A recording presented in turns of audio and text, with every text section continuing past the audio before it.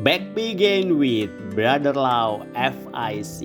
Wadidaw, hai para sobatku yang terkasih. Kali ini persisnya di hari Senin tanggal 11 Maret 2024, Gereja Katolik Santo Thomas Rasul Paroki Bojong Indah, Jakarta Barat mengadakan Misa Asies tahunan dengan tema yang disuguhkan adalah bersama Bunda Maria kita membangun sikap solidaritas dan subsidiaritas. Seperti yang sudah kita pahami atau sudah kita ketahui bersama, kalau saya nggak salah ya, Asies itu berasal dari bahasa Latin yang berarti pasukan yang siap bertempur. Ya nggak sih para legioner?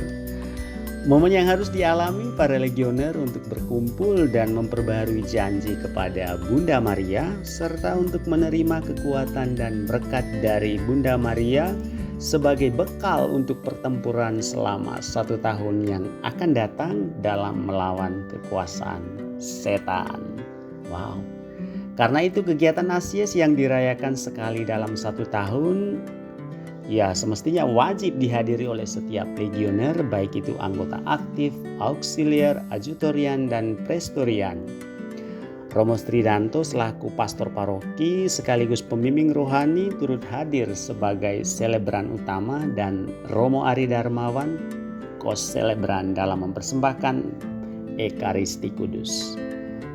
Dalam homilinya, Romo Stridanto mengajak para legioner mulai dari kuria dan legioner dari 8 presidium untuk terus meneladani terkait kepedulian dan ketaatan Bunda Maria yang terus dirahmati atau diberkati serta dipilih Tuhan dalam kesadaran dan membiarkan Tuhan untuk mendesain atau merancang seluruh kehidupan serta arah perjalanan imannya.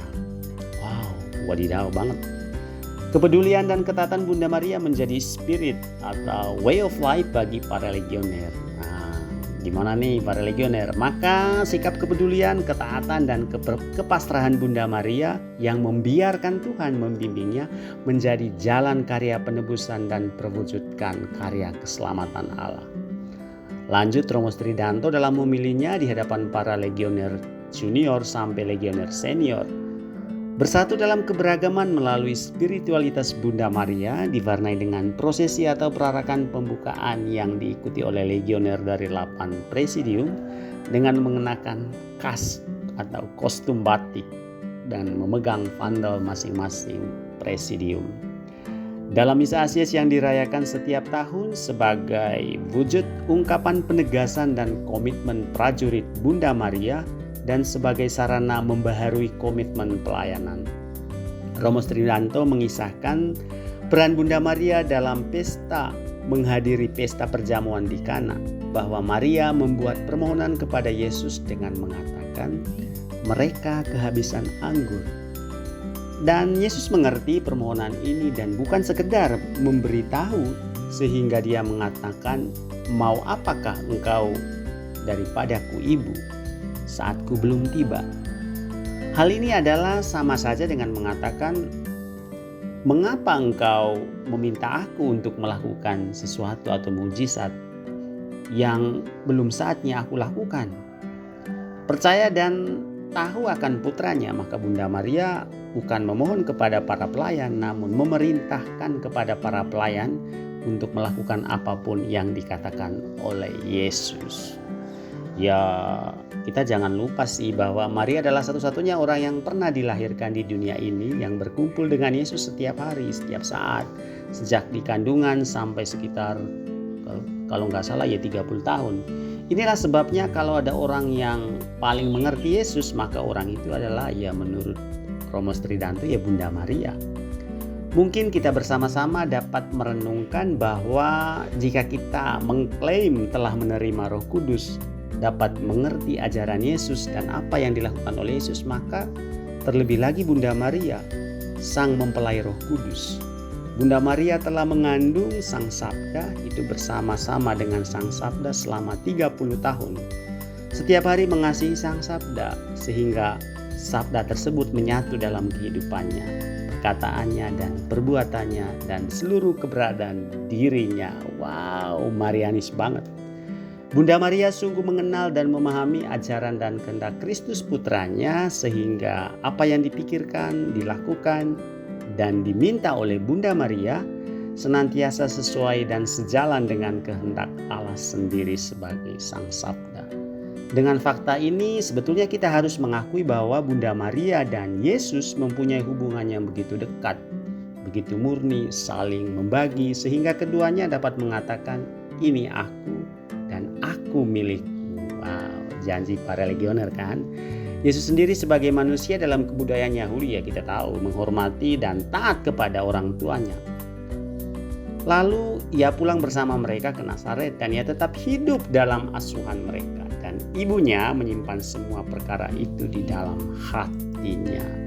Dan Yesus makin bertambah besar dan bertambah hikmatnya dan besarnya dan makin dikasihi oleh Allah dan manusia.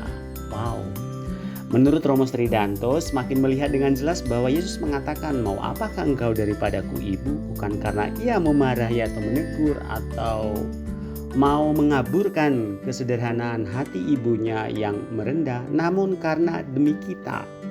Sehingga apa yang menjadi perhatian orang tua menurut daging janganlah membuat kita yang sudah percaya menjadi khawatir. Sebab Kristus nyatanya taat kepada ibunya dan untuk menghormatinya ia melakukan mukjizat itu. Mengakhiri homilinya, Romo Tridanto sekali lagi mengajak kepada legioner untuk terus belajar mencari dan menemukan serta menghidupi semangat kepedulian Bunda Maria sebagai bekal dalam keberimanan kita kepada Allah. Semoga semangat kemarian para legioner akan semakin dimampukan untuk menghantar atau membawa orang-orang muda kita untuk semakin mencintai Bunda Maria sebagai Bunda Allah. Dengan demikian muncul presidium-presidium junior yang baru yang semakin bertambah dan bertumbuh. Setelah perayaan Ekaristi selesai, Panitia ASIS 2024 mengundang para legioner dan semua yang hadir dalam perayaan untuk mengikuti acara sukacita bersama Kuria dan para legioner di Gedung Karya Pastoral Paroki. Di sana para legioner semakin merasakan dan memaknai kebersamaan sebagai wujud syukur rasa cinta dan kepedulian terhadap sesama sebagai satu komunitas beriman yang disemangati oleh iman Bunda Maria. Ave Maria, Maria Ave. Profisiat ASIS 2024, Paroki Bojong Indah, Gereja Thomas Rasul. See you next year. Bye.